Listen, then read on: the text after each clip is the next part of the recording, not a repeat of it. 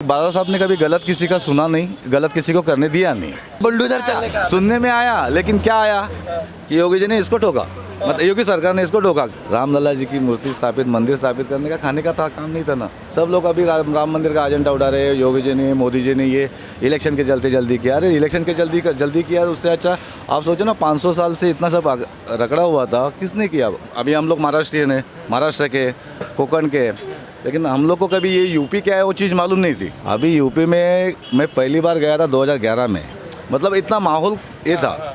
India गठबंधन साथ आने लगी है। तो क्या फ़र्क करने वाला है? इंडिया गठबंधन जितने भी आ जाएंगे तो कुछ फ़र्क पड़ने वाला नहीं। मोदी जी अकेले काफ़ी है। उत्तर प्रदेश में मैक्सिमम सीट्स होती हैं, वहाँ पर अखिलेश यादव और कांग्रेस अब साथ लड़ने का उनका सीटों का बंटवारा हो चुका, तो वहाँ पर से शुरुआत हो गई है। आम आदमी पार्टी भी अब वापस इंडिया गठबंधन बीजेपी आ जाएगी ना उनके साथ में, तो भी कुछ फ़र्क गिरने वाला नहीं है।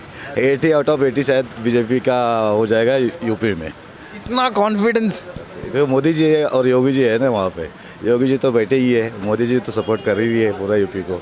तो आपको लगता नहीं, उत्तर प्रदेश की बात करें तो उत्तर प्रदेश में योगी जी को हरा नहीं सकता कोई? कोई नहीं हरा सकता है। अभी शायद तो उनका काम है, उन्होंने जो वहाँ पे इंफ्रास्ट्रक्चर लाया है, पूरा रोज़गार। ज़्यादा पहले यूपी से मुंबई भागते थे, आउट ऑफ स्टेट भागते थे, गोवा बोलो, कहाँ पे भी जाते थे। लेकिन अभी वहाँ का जो यूथ है ना, वो वहाँ पे भी स्टेबल रहने की कोशिश कर रहा है, अदर देन मुंबई से, या वहाँ पे यूथ जाके अभी बिजनेस काम करना चालू करते हैं। सर मगर दूसरा मुद्दा जैसे अखिलेश यादव और राहुल गांधी दोनों उठा रहे हैं। राहुल गांधी पहले कह रहे हैं कि अगर कांग्रेस सत्ता में आती है तो देश भर में जाति आधारित जनगणना करवाएगी, कास्ट बेस्ड सेंसस करवाएगी। उनके पास मुद्दा भी क्या बचा है? जात पात में ही उन्होंने बांटा था ना अभी तक। उनको क्या है मालूम है? बंटवारा करके जाति में भेदभाव करने का। उसके पहला 14 के पहला या योगी जी के पहले यूपी में कितने दंगा होते थे।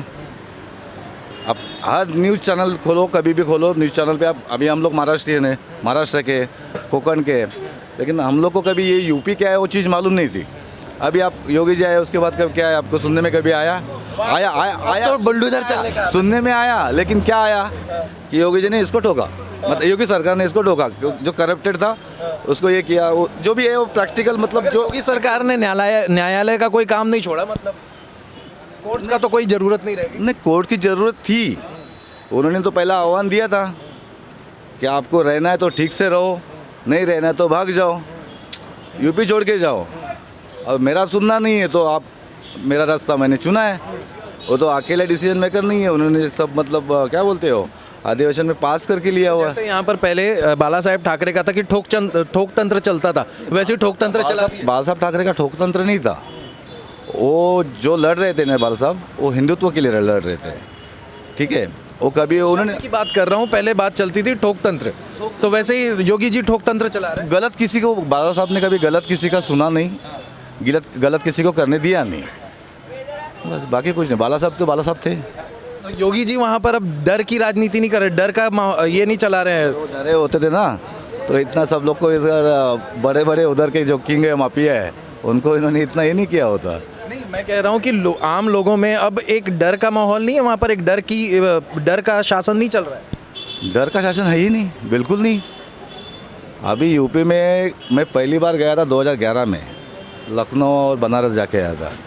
तभी हम लोग को, मैं बनारस जाने के लिए मुझे रात को सवा एक बजे की एयर इंडिया की फ़्लाइट थी, लखनऊ से जाना था। तो हम लोगों ने गाड़ी हायर किए थे। तो बोल रहे भाई सर ये रोड पे अभी जाना मुश्किल है, मैं नहीं आऊँगा। बनारस टू लखनऊ टू बनारस जाना था, 2011 की बात कर रहा सर। तभी बोल रहे सर अभी आप लेट हो चुके हो, आपको फ़्लाइट छोड़ना पड़ेगा। और दूसरे दिन मुझे मुंबई आना था, एक सेंटेंसेस, मतलब एक काम था मेरे दोस्त का, अर्जेंट में इसके लिए गए थे।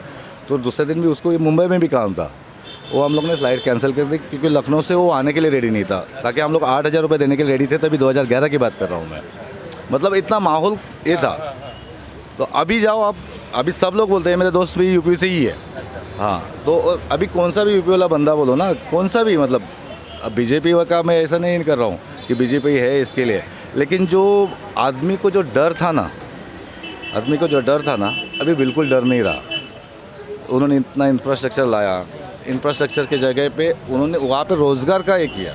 अभी राम मंदिर बना, सब लोग अभी राम मंदिर का एजेंडा उड़ा रहे हैं। योगी जी ने, मोदी जी ने ये इलेक्शन के चलते जल्दी किया। अरे इलेक्शन के जल्दी किया, उससे अच्छा आप सोचो ना, 500 साल से इतना सब रगड़ा हुआ था, किसने किया?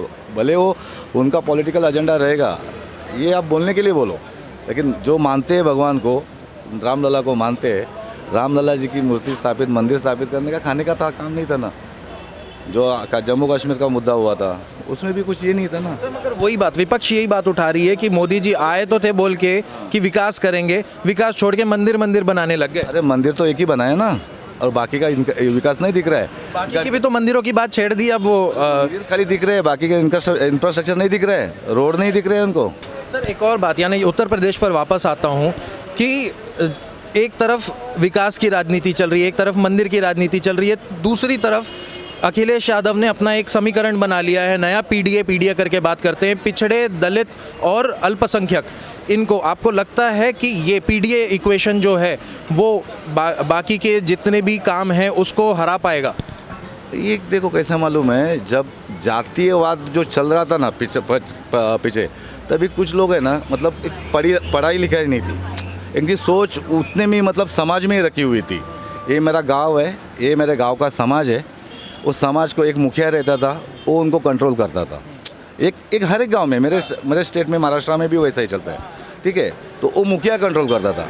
अभी नौजवान है ना, जितने भी नौजवान, मैं आपको बोल रहा हूँ ना, अभी जो नया वोटर्स जो बना है ना, अभी ये फर्स्ट वोटिंग करेगा ना, वो कितना भी बड़े जातिवाद समाज करो तो कुछ नहीं भी कुछ, वो वोट जाएगा मोदी या योगी जी को। मतलब ये क्या मालूम है, ये आज का नया जनरेशन है ना, उसको मालूम गिरा है सरकार क्या है। ये जातिवाद का सरकार नहीं होना चाहिए।